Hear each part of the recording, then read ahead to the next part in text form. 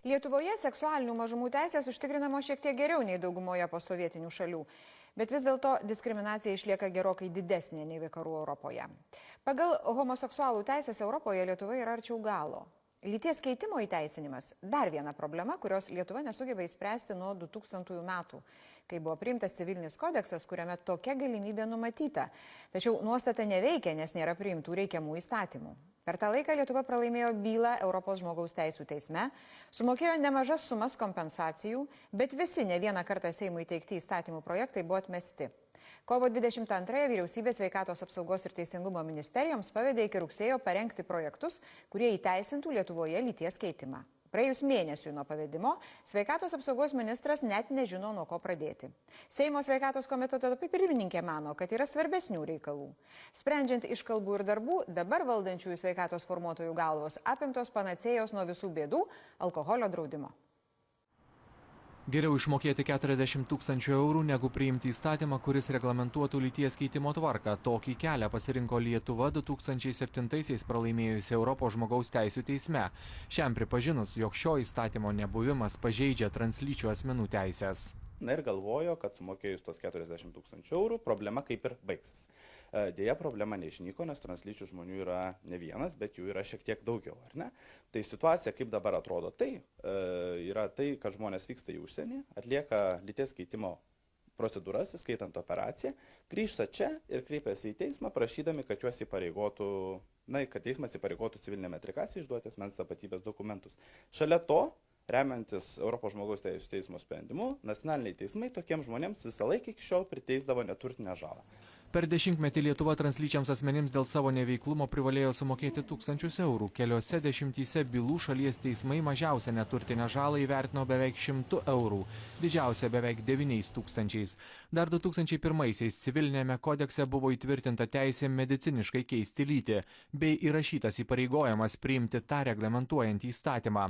Po poros metų sveikatos apsaugos ministerija jį užregistravo, bet nesulaukęs politikų pritarimo įstatymas nugulė į stalčius. Iki 2012 nebuvo daroma beveik nieko, o vėliau pasipylė visiškai prieštaringi siūlymai Europos žmogaus teisų teismo sprendimui. Teisingumo ministerija siūlė išvis naikinti civilinio kodekso nuostatą, kad tokį įstatymą būtina priimti, o Seime po pateikimo pritarta net siūlymų uždrausti lyties keitimo operacijas. Kodėl valstybė neveikia, aš šitą klausimą šiek tiek bandyčiau redukuoti ir į katalikų bažnyčios įtaką.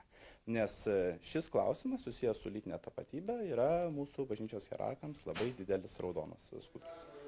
Ir kol politikai trypčioje vietoje, precedentus kuria teismai. Prieš kelias savaitės Vilniaus miesto apylinkės teisėjai priėmė sprendimą, kuris įpareigojo civilinės metrikacijos skyrių dokumentuose pareiškėjos lytį pakeisti iš moteriškos į vyrišką, nors ir nebuvo atlikta lyties keitimo operacija. Tiesa, šis sprendimas dar gali būti skundžiamas, o verdikto laukiama ir dar vienoje byloje. Translyčių asmenų Lietuvoje skaičiuojama apie 200, tik apie 50 nori lytį keisti mediciniškai. Kitiems teigiama svarbu, kad visuomenė juos matytų tokios lyties, kokios jie mato save. Tai yra, kad asmens tapatybės dokumentai atitiktų jų realią išvaizdą, pakitusią pavyzdžiui dėl hormonų terapijos.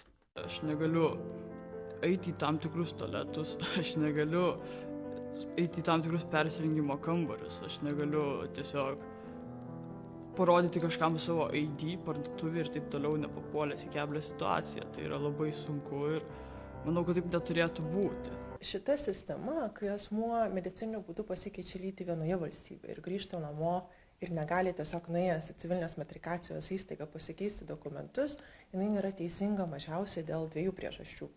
Visų pirma, Lietuvoje nėra prieinamos sveikatos priežiūros paslaugos, tai yra hormoninis gydymas, lyties organų redukcija ir apskritai chirurginė intervencija translyčiams asmenims.